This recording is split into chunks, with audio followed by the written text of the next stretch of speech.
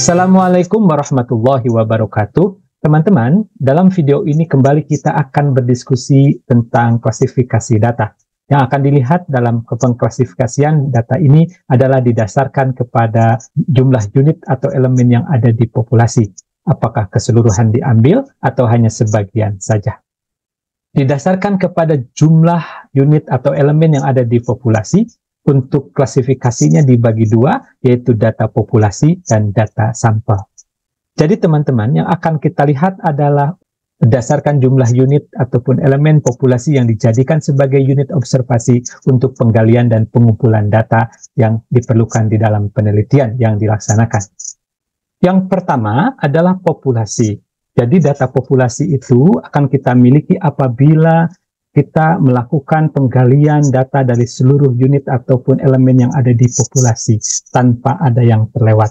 Sebaliknya, datanya akan disebut sebagai data sampel apabila kita hanya mengambil sebagian dari unit ataupun elemen yang ada di populasi tersebut, karena kita anggap meskipun sebagian sudah mewakili.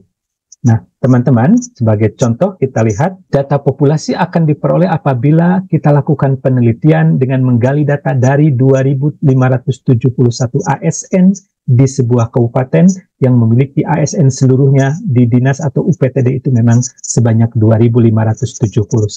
Jadi semuanya diukur, semuanya digali atau semuanya dijadikan sebagai unit observasi di mana data digali ataupun dikumpulkan.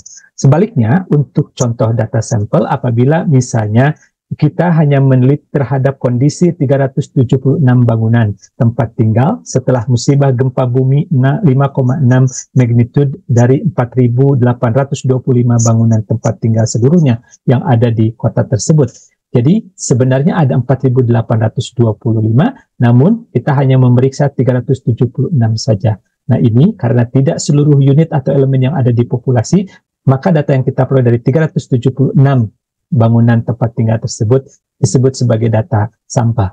Sedangkan kalau misalnya kita ukur atau kita teliti 4.825 bangunan tempat tinggal seluruhnya, maka data tersebut merupakan data populasi. Nah teman-teman, untuk lebih memperdalam lagi, apabila kita mendapatkan data baik dari data populasi maupun data sampel, maka ada perbedaan istilah untuk nilai atau ukuran yang diperoleh. Nilai atau ukuran yang diperoleh ini, bayangkan saja misalnya nilai rata-rata atau nilai persentase dan sebagainya. Jika diperoleh dari data populasi atau dari seluruh unit atau elemen yang ada di populasi, maka istilahnya nilai atau ukuran tersebut kita sebut sebagai parameter. Sedangkan apabila kita peroleh misalnya nilai rata-rata atau persentase tersebut dari data sampel, maka kita sebut sebagai statistik. Catatan penting adalah ketika kita mengalami kegagalan untuk mengukur satu unit populasi saja dari yang ada seluruhnya, maka nanti nilai yang atau ukuran yang kita peroleh itu bukan parameter. Sekali lagi, meskipun kurang satu, bukan parameter, tetapi berubah menjadi bahwa itu adalah statistik. Nah, lebih lanjut juga sebagai pengetahuan tambahan bagi kita, untuk beberapa hal yang membedakan antara data populasi dan data sampel, mari kita lihat pertama dari proses pengumpulan datanya. Jadi kalau data populasi kita peroleh nanti dari proses yang kita sebut sebagai sensus. Sedangkan untuk data sampel kita peroleh dari proses yang kita sebut sebagai sampling. Jadi sampling menghasilkan sampel, sensus menghasilkan data populasi.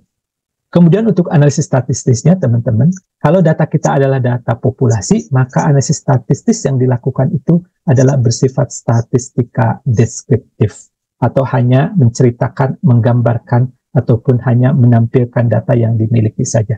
Sedangkan ketika datanya adalah data sampel, kita bisa melakukan statistika induktif atau kita melakukan kesimpulan untuk cakupan data atau cakupan populasi yang lebih luas dari sampel yang kita miliki. Jadi kalau sampelnya hanya 275, namun ketika 275 tersebut diambil dari populasi yang berukuran 5.000 katakanlah, maka di statistika induktif ini kesimpulan yang didasarkan kepada 275 elemen yang ada di sampel tersebut dapat kita pergunakan sebagai dasar untuk membuat kesimpulan untuk unit ataupun elemen yang 5.000 yang seluruhnya ada di populasi tersebut.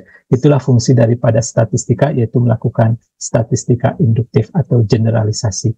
Kemudian nilai atau ukuran yang diperoleh, sekali lagi teman-teman, jadi untuk yang dari data populasi kita sebut parameter, sedangkan untuk data yang dari sampel kita sebut sebagai statistik.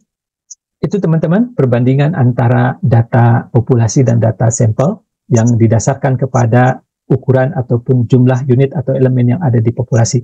Sekali lagi, apabila teman-teman berhasil mengumpulkan data dari seluruh unit atau elemen yang ada di populasi, maka kita peroleh datanya data populasi. Sedangkan jika yang kita peroleh atau kita ukur atau kita gali hanya sebagian dari seluruh unit yang ada di populasi, maka data yang kita miliki adalah data sampel.